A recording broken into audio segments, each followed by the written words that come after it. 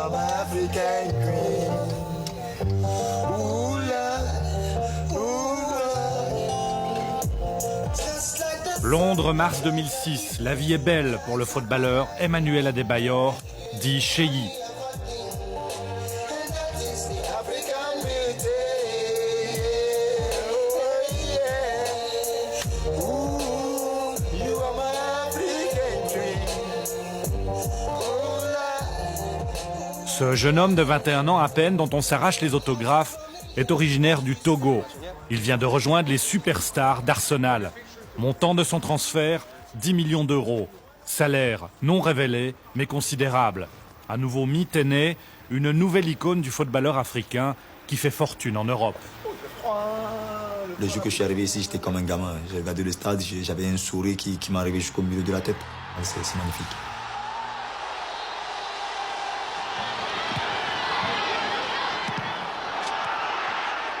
Quand je rentre au pays, tout le monde se dit ouais, c'est lui Adebayor, c'est le leader du Togo. Pour moi, c'est énorme parce que j'ai travaillé pour et aujourd'hui je le suis à ma place. Donc pour moi, les gens me mettent à ma place. Pour moi, c'est très important parce que le Togo, j'ai grandi là-bas et les gens ont tout fait pour moi pour que je sois bien dans ma tête, pour que je devienne quelqu'un de bien dans ce pays. Paris, mars 2006. Lui aussi avait l'étoffe d'une star et son destin a croisé celui d'Adebayor. Togolais comme lui, il s'appelle Tata, il est clandestin et ne mange pas tous les jours à sa faim. Et il préfère ne pas mettre de visage sur sa galère. C'est bien, lui il a réussi. Mais il y a des majorités aussi qui ont échoué. Ceux qui ont réussi, il ne faut pas qu'ils oublient ceux qui ont échoué, quoi. Tu penses que tu pourrais occuper la place d'Adebayor maintenant si tu avais eu plus de chance? Je peux dire oui, parce que je sais qu'au moins je joue bien. Et que, pourquoi pas, si j'ai la même chance que lui, je peux arriver, oui, je peux. Vous vous rappelez de lui? Ah, je me rappelle très bien de lui, ouais. Je pense que je ne l'oublierai jamais de toute façon, parce que c'est quelqu'un, c'est un ami, c'est un copain d'enfance. C'est avec lui que j'ai fait tout le tour au Togo, donc on est parti au même moment, comme je vous l'ai dit, à Metz. Donc oui, c'est sûr que je me rappelle très bien de lui. C'était beau, c'était deux petits Togolais qui viennent d'arriver à Metz, qui connaissaient rien, il faisait froid, on était dans le camp, on mettait le chauffage à fond dans la chambre. Donc oui, c'est sûr que je dis, ouais, j'aimais bien le revoir, le consoler un peu, de lui dire que la vie n'est pas finie, donc il faut toujours y croire, et puis voilà. J'avais 16 ans quand je suis arrivé. Mais la deuxième semaine, j'avais eu une déchirure. Et quand j'avais eu une déchirure, bon, le coach est venu, il m'a dit non, bon, on ne peut pas te prendre, donc il faut que tu retournes chez toi. Lui, il a beaucoup de talent, oui, c'est sûr que c'est un peu le même style de jeu que Zizou, que Ronaldinho, parce que c'est un mélange de jeu. Il peut dribbler à tout moment, il peut faire une passe décisive à tout moment. Il peut changer, à lui tout seul, il peut changer un match à tout moment. Donc bon, malheureusement, il est arrivé avec beaucoup de blessures, il a mal au pied. Même, c'est sûr que quand on arrive dans une équipe pour faire des stages et qu'on est blessé, c'est sûr que c'est difficile. Donc moi, je pense que c'est ça qui l'a mis un peu à la rue jusqu'à présent. J'ai dormi dans les camions. En hiver? En plein hiver en plus. En plein hiver. C'est comment? C'était dur, c'était vraiment... Je te pose plein de questions, mais qu'est-ce que tu peux faire? Comment tu peux vivre comme ça? Et c'est pas facile, c'est dur. Mais ici, bon, tu es seul, c'est plus la galère qu'au Togo. Évidemment, tout le monde ne peut pas réussir. Tout le monde ne sera pas Adebayor, malheureusement. Et la plupart des jeunes se retrouvent en difficulté. C'est un phénomène massif. Simplement, on n'a pas les statistiques précises, d'autant plus que c'est des gens qui ne sont répertoriés nulle part. C'est une population qui est clandestine. Et donc, c'est très, très difficile de quantifier. Aujourd'hui, on pense que le phénomène est peut-être un peu plus important que ce que nous croyons, nous, à l'association. Jean-Claude Boumine a connu la gloire autrefois avec la grande équipe du Cameroun. Lui sait ce qu'il en coûte de trop rêver au foot. Son association, Culture Foot Solidaire, est la bouée de sauvetage des joueurs africains échoués à Paris.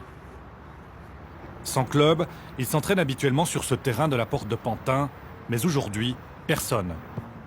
Ils ne souhaitent pas être filmés, être reconnus. Pour eux, c'est un peu la honte, c'est la honte suprême d'être reconnus en Afrique par leur famille. Pour eux, c'est très, très, très gênant. C'est très gênant. Et puis il y a des situations délicates, irrégulières. Des jeunes qui sont sans papier, voilà, comme on les appelle ici. Ils sont sans papier.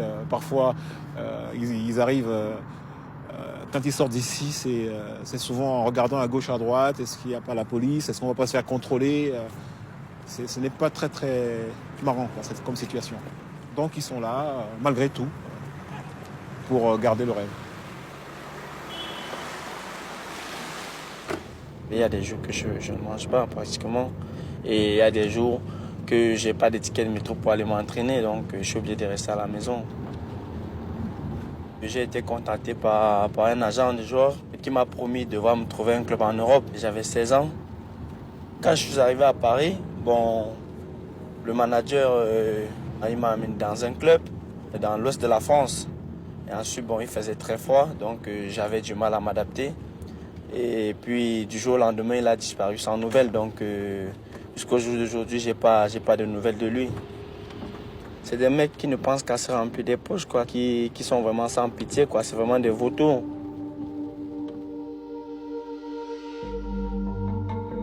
Je dormais dans les quais de la gare et il y a des jours où je dormais pas, je passais la nuit à parler avec des gens. Et le plus important, c'était que je reste au chaud. Déjà, j'avais 16 ans.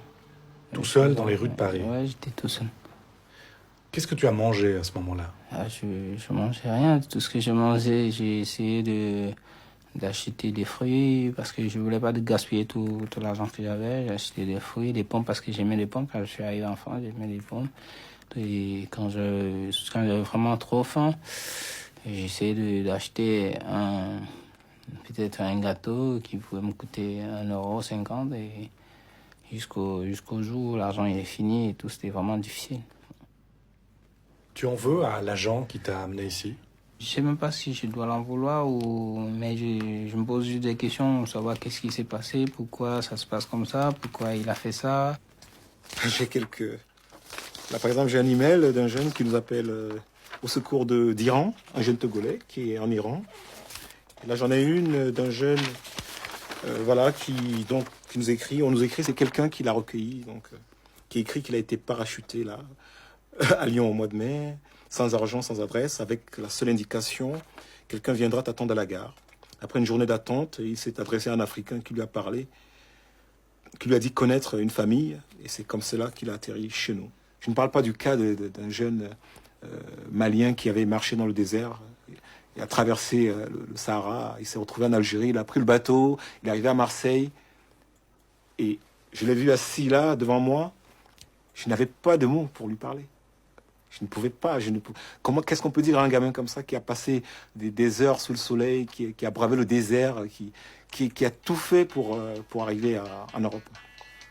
Excusez-moi. Allô? Je suis chez moi là. D'accord. Et comment ça se passe en ce moment?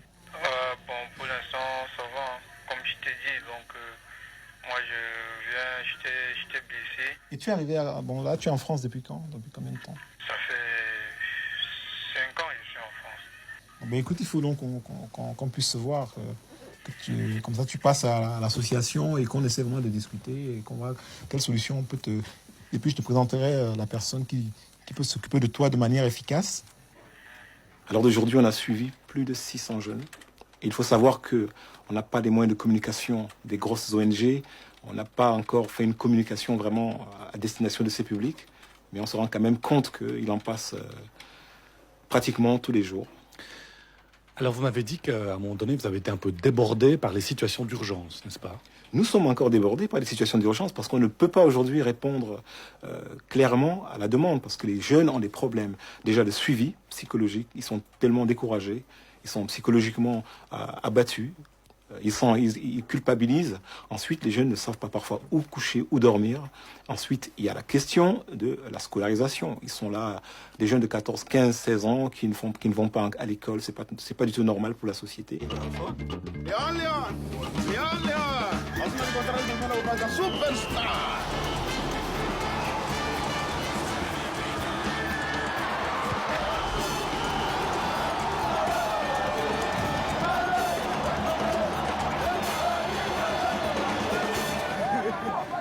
Ce spot publicitaire diffusé en boucle en Afrique a suscité les protestations de Foot Solidaire. Elle reproche aux marchands de crampons d'exploiter au maximum le fantasme d'une carrière mirobolante dans le football et d'encourager les plus jeunes à